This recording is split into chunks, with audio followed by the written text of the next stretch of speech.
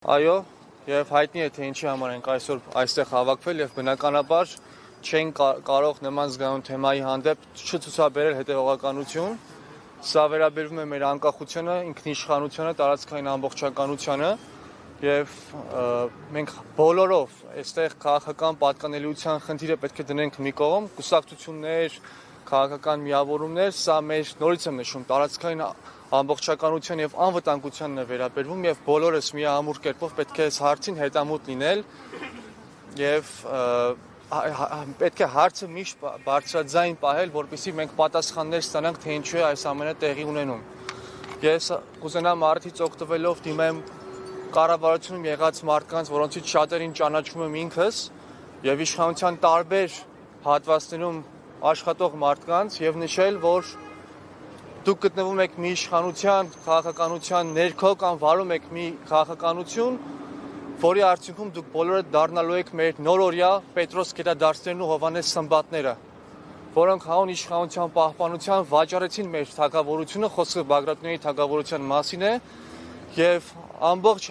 եւ կործանեցին մեր անկախ պետականությունը եւ մեր ժողովրդին դատապարտեցին շուրջ 1000-ամյա ծանր գերության եւ փորձությունների։ Այսինքն կարծում եք չեն հասկանում։ Եվ ներողություն եւ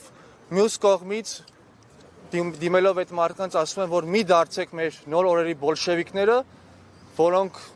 տուր տվեցին բոլշևիկյան կայսրության շահերին եւ կործանեցին մեր անկախ պետականությունը, որը մենք ձեռք ենք բերել 1000-ամյա գերությունից հետո։ Եվ դիմում եմ նաեւ հասարակությանը բոլոր շերտերին, բոլոր մարդկանց, այդ թվում մարդկանց, որոնք պատրաստվում են ձայն տալ քաղաքացիական պայմանագրին, նորից եմ կրկնում, սա կուսակցական խնդիր չէ, սա քաղաքական խնդիր չէ, սա մեր անկախության հարցն է եւ մենք չպետք է լինենք անտարբեր այս հարցի վերաբերյալ, պատկերացրեք 1000-ամյա գերության եւ ծանր փորձությունների ժամանակ մեր ժողովուրդը, որոնք անցել են տարիներով, անիծել են այն մարդկանց, ովքեր կործանել են թագավորությունը, մեր պետությունը եւ այն մարդկանց, ովքեր անտարբեր են եղել եւ լուր կերպով ընդունել են այդ իրողությունները։ Դիմում եմ մարդկանց, որպեսզի չի մասնակցում այս ակցիաներին։ Տեսեք, մենք համատեղ թիմ ենք արդեն դարձած Միացության թևերի քաղաքական այս նախաձեռնության շրջանակներում եւ մենք մեր թիմով տարբեր այսպես ճյուղավորմամբ գնում ենք եւ մեր ձայնը բարձրաձայնում ենք։ Այսինքն անձերի հետ կապված խնդիր չկա, նորից եմ նշում, սա տեսեք դուք նշում եք պարոն Թաթյանի մասին, բայց մյուս կողմից քաղաքական դաշտում դաշտում եղած շատ լրատվամիջոցներ, այդ թվում Factor TV-ին, Civilnet-ը, հետքը եւ շատ այլ լրատվամիջոցներ, Ազատությունը եւ Ներողությունը, եթե բոլորին չեմ նշում, հատուկ անդրադարձեր են կատարել եւ ստուգել են իրողությունների մասին։ Սա նորից եմ կրկնում անձերի եւ կամ քաղաքական գործիչների խնդիր չէ միայն։ Դիմամայք եք այսօր հանձնելու, չէ՞, կառավարություն, նաեւ դատախազություն ես լսեցի, իշխանությունը հերքում այն ինչի մասին դուք խոսում եք, ինչ ակնկալիք ունեք այդ նամակները հանձնելու ում են ուղղված վարչապետին անձամբ։ Մենք հետեւողական ենք մեր պայքարում եւ մեր բարձրացած խնդիրների շուրջ։ Մենք հասկանում ենք, որ արդեն տևական ժամանակ է այս իշխանությունները խաղաղության անվան ներքո զիջում են թե մեր պետական սահմաններից, թե մեր սուվերենությունը, ամեն ինչ զիջում են նշելով, թե խաղաղություն են բերում։ Ես ուզում եմ հերթական անգամ ուշադրություն սևեռել մի պատմական իրողության վրա։ Պատկերացրեք 1915 թվականին այդ աղետալի ցեղասպանությունից առաջ ինչ էր կատարվում հայկական միջավայրում։ Հայերը համագործակցում էին երիտուրքական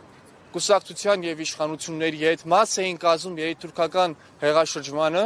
եւ համարում էին, որ կա նպաստավոր պայմաններ խաղաղության հասնելու եւ խնդիրները լուծելու համար։ Երիտուրքական հեղաշրջումից հետո ընդհանուր միջև հայ քաղաքական առաջատար կուսակցությունները իրենց ծրագրերից նախ ճանաչեցին Օսմանյան կայսրության տարածքային ամբողջականությունը եւ կատարեցին համապատասխան փոփոխությունները իրենց իսկ ծրագրերում եւ ընդհանրապես փոխեցին պայքարի մարտավարությունը ձեռք քաշելով ապստամբության գաղափարից։ Եվ բնականաբար դրա համար նախադրյալներ կար Թուրքիայի կողմից։ Սա մեր օրերի վերաբերյալ է։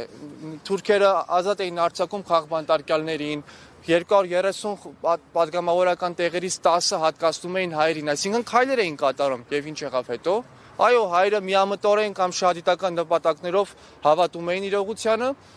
Ընդամենը 1 տարի հետո մենք ստացանք Կիլիկիա հայության ջարդերը եւ արդեն 1915 թվականին զար տվեց հայոց ցեղասպանությանը։ Սա ուղիղ առնչվում է մեր իրականության հետ, ընդամենը 100 տարվա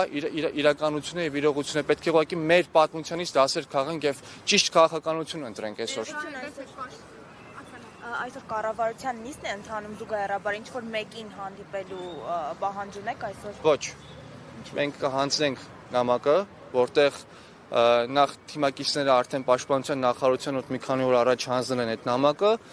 նման բովանդակ նամակ կհանձնենք այստեղ, նորից եմ նշում, սա պայքարի հետևողականության մասին է, որ մենք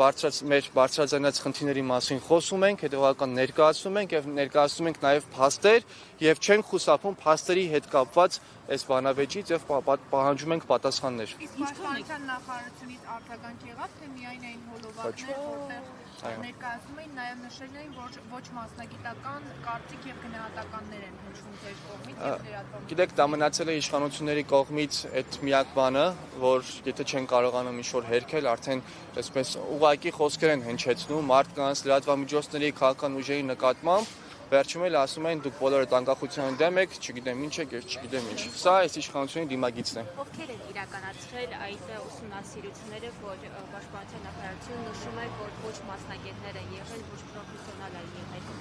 Տեսեք, մենք հանրային դաշտում ականատես եղանք բազմապիսի վերլուծությունների եւ ուսումնասիրությունների, այդ թվում քաղաքական ուժերի, վերլուծաբանների եւ լրատվամիջոցների կողմից։ Եվ դրանք ունեն բաց հասանելիություն, բոլորը կարող են մտնել եւ ստուգել այդ ամեն ինչի իսկությունը։